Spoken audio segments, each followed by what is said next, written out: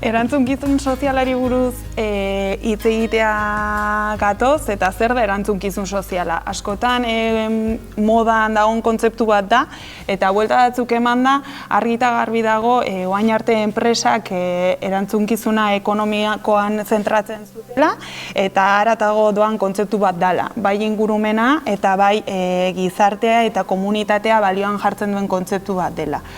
19. mendean hasi zen kontzeptu hau lantzen, egie da langile behaiek izan ziela mugimendua piztu zutenak, nolabait behaien eskubideak bermatu nahi zituztelako eta hobetu.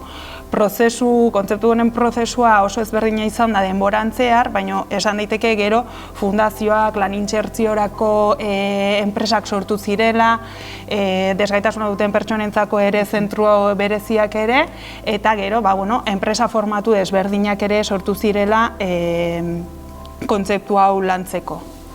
Gure aldetik, adiez, Bexen Medical kooperatiba bat da, Mondragon korporazioen barnean dagoen kooperatiba da, eta gu erantzukizun soziala oso presente daukagu.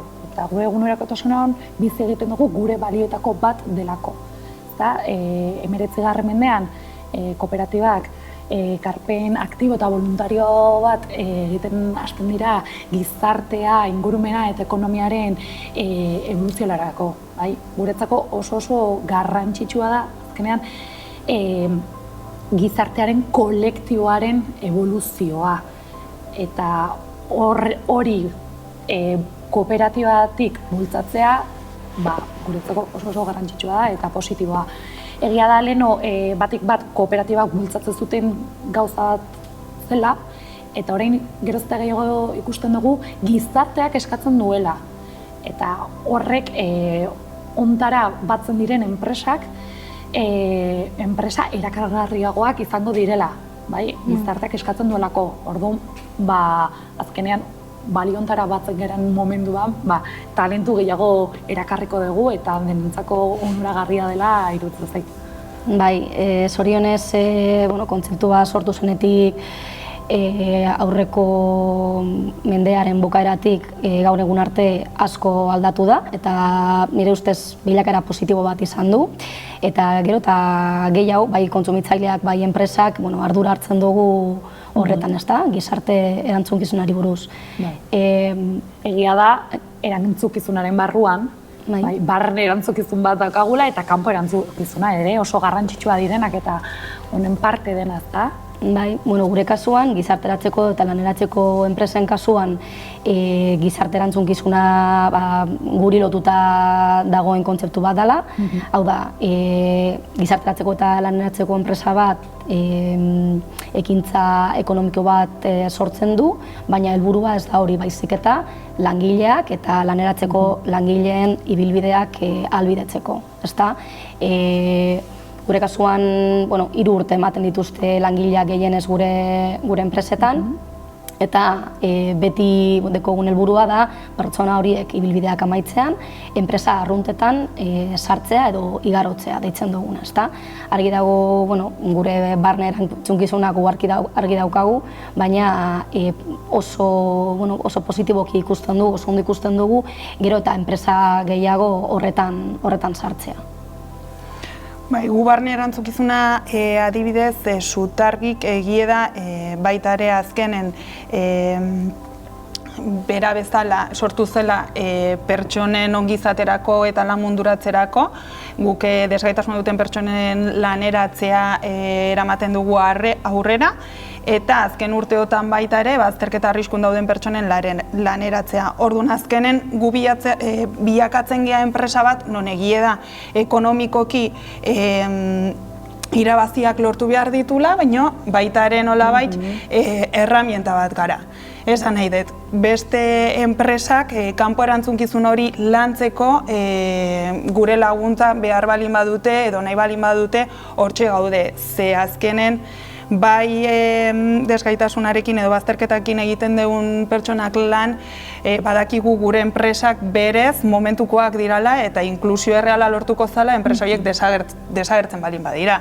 Orduan hori da gure azken helburua eta helburu horretarako iristeko, itinerario ezberdinak eta lan modu ezberdinak lantzen ditugu. Barne erantzukizuna azkenean pertsonaren ongizatea bultzatzen duen ekimen bat dela, ezta? Gu daukagu kooperatibetan figura badaukagu soziofigura edo bazkide deitzen den figura bat, honekin ja pertsonaren ongizatea lortzen dugu pertsona enpresaren parte, kooperatibaren parte sentitzen delako, bai? Erabakitzeko ahalmena daukalako. Baina bestaletikan ere lan asko daukagu eta horretarako pertsona departamentuak aktiboki asko lantzen du barne erantzukizun hau, ezta? Eta nola lantzen dugu pertsona departamentutik? Proiektu asko egiten, azkenean hori helburu berdinarekin. Pertsonaren ongizatea, pertsonaren fidelizazioa eta horrekin batera kooperatibaren eboluzioa.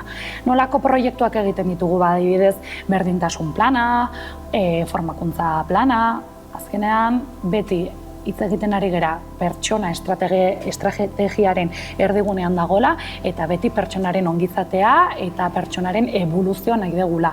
Eta hori da garrantzitsuena guretzako. Eta horretarako, erronka oso potenteak dauzkagu pertsona departamentutik eta kooperatibatik ere bai. Nahiko itxaropentsua da entzutea gu deitzen duguna enpresen arruntetik, alako gauzak, alako proiektuak eta alako balioak. Ez bakarrik kooperatiban arloan, baizik eta beste euskal enpresen artean gero eta gehiago egiten diren proiektuak eta planak dira. Langileak zentruan jartzea oso garrantzitsua da, azkenean gure baliabideen garrantzitsuenetako bat edo garrantzitsuena ez bada langileak dira eta enplegu berezi zentruetan eta laneratzeko enpresetan asko dakigu, bai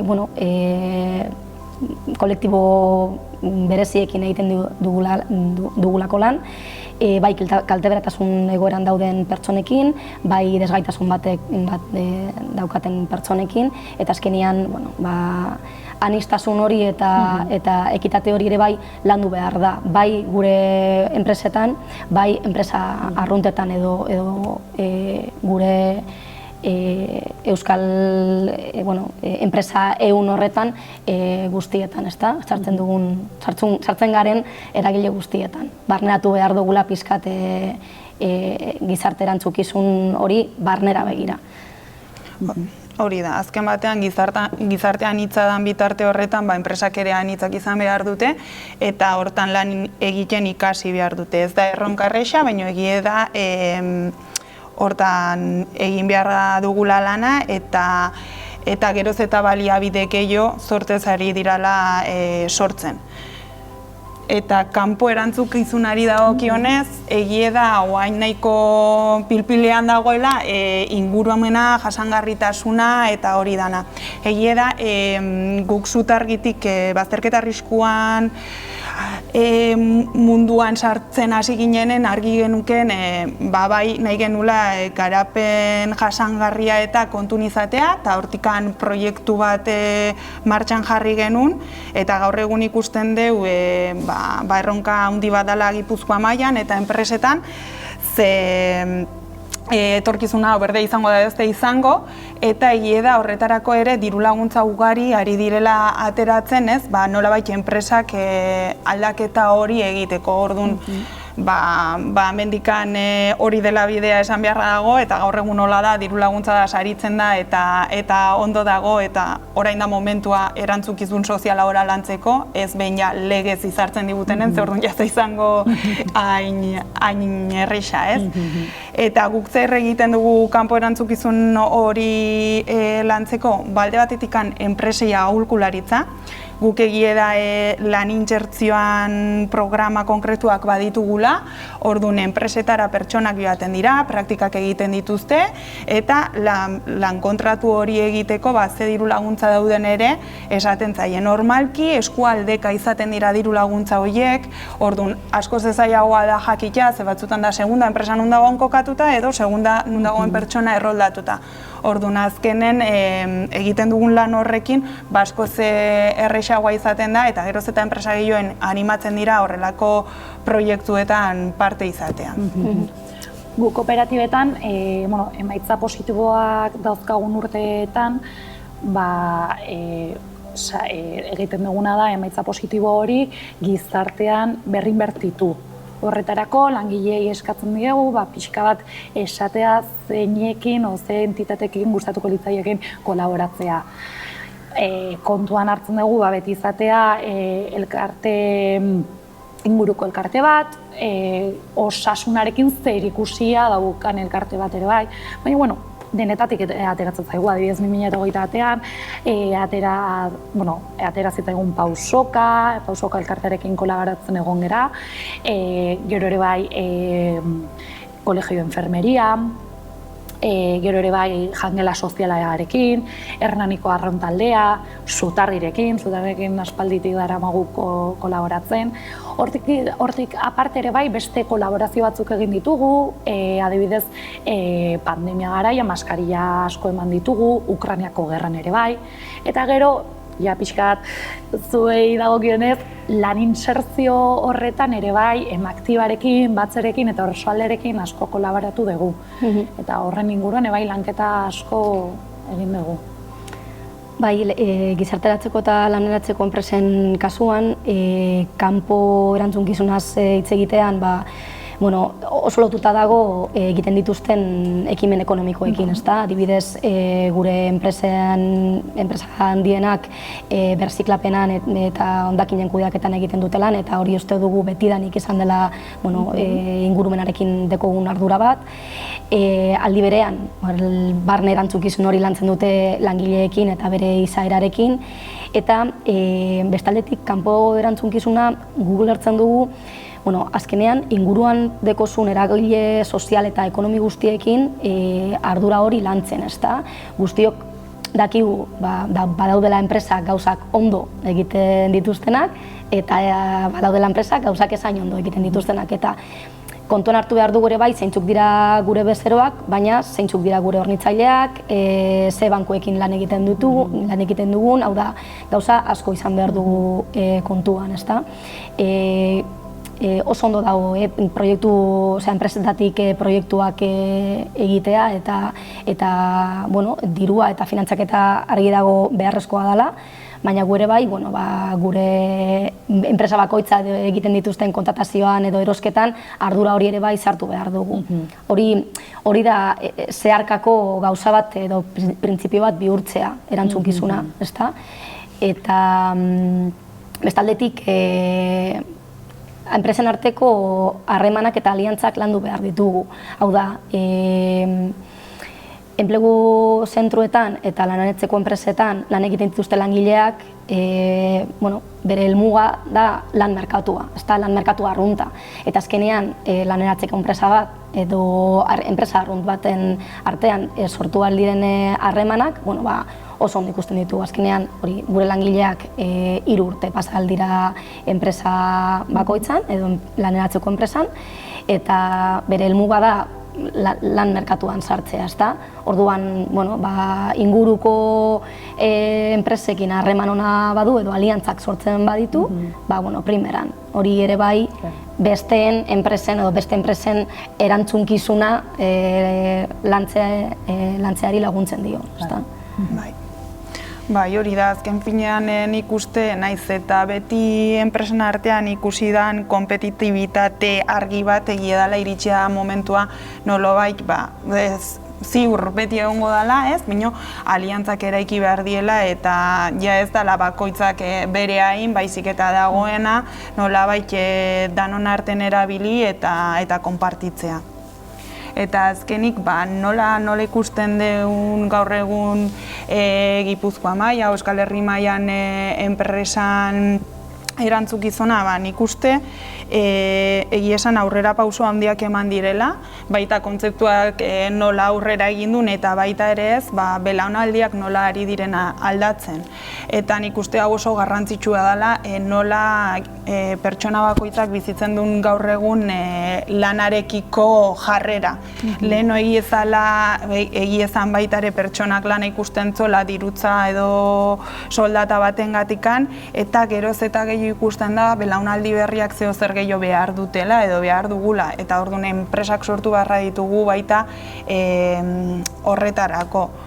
Orduan azken finean, nik uste, naiz eta enpresa txikio enpresa handi izan, erantzukizun soziala berdin landu daitekeela. Hau da, ni enpresa bat balima naiz eta ez balima daukat pertsona konkretu bat kontratatzeko lana, ez da ezer gertatzen, osea, edo barnean zeu zer egiteko gaitasuna izango dut, nire langileekin, edo bestela ere, bai programa ezberdinetan, edo laneratze enpresetan, badare beste aukera batzuk, adibidez, guk behaiekin, gure lan harremana da, behaiek guri lan konkretu bat ematen digute, eta guk lan horren muntaketa egiten dugu eta berriro bidaltzen dugu. Orduan, nahi barin badan ikuste eta aukerak bada erela, eta bakarrik da hola kontaktua egin eta aurrera aterako direla adibide ezberdinak, kolaboraziorako. Bai, ez, nik leheno esan dudan bezala, geroz eta demanda handiago dago erantzukizun sozialaren inguruan, oraingo gaztediak erantzukizun soziala eskatzen du, eta horregatik enpresak erakargarriagoak dira. Eta orduan, azkenean talentu hori guk ere bai, gure enpresetara erakartzeko erramienta bat bihurtzen ari da. Egia da ez da bakarrik erramienta bat esaten hitza bakarri den, ez da erantzukizun soziala lista badaukagu Beksemiarikalen badakigu, ez dugu nahi hortan bakarrik gelditzea, ez da iztenan bakarrik baizik eta pauso bat gehiago ematea eta jende guztia bertan involukratzea, langile guztik hortan involukratzea. Horregatik oso garrantzitsu hori zaigu gure komunikazio sareetan, hau da, barne eta kanpo komunikazio sareetan, pixkat erakustea gu kooperatiba bat bezala nola lantzen dugun errespontsabilitate soziala. Ez dela bakarreko hori jende erakartzeko erabiltzen dugun erraminta, baizik eta gure egunerokotasunean praktikan jartzen dugula, gure egunerokotasunean presente daukagula, eta gure langileak voluntarioki gauzetan parte hartzen dutenak, eta horren inguruan eztabaidak sortzen direla, eta holako bizi egiten dugula, ezta? Eta erakustea, sozietateari, gizarteari erakustea oso garrantzitsua iruditzen zait. Usten dut horrek ere bai, erakusten duela enpresak aurrera pauso bat eman duela, eta hori oso garrantzitsua da. Bai, etorkizunari begira ditugun erronkak handiak dira. Bai, egidala mundu global honetan egiten duzun guztia, bai kontsumitzaileak, bai enpresak egiten dituzten gauzak, eragin bat dutela, ezta?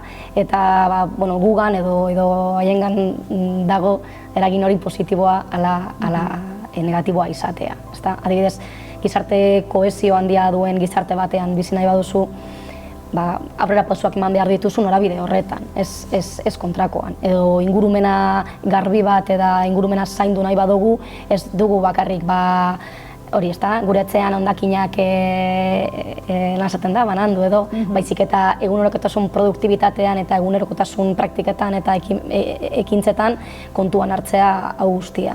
Ezta, langileak zaintzen, ingurumena zaintzen, eta bizizareten edo bizigaren komunitateak eta gizarteak zaintzen.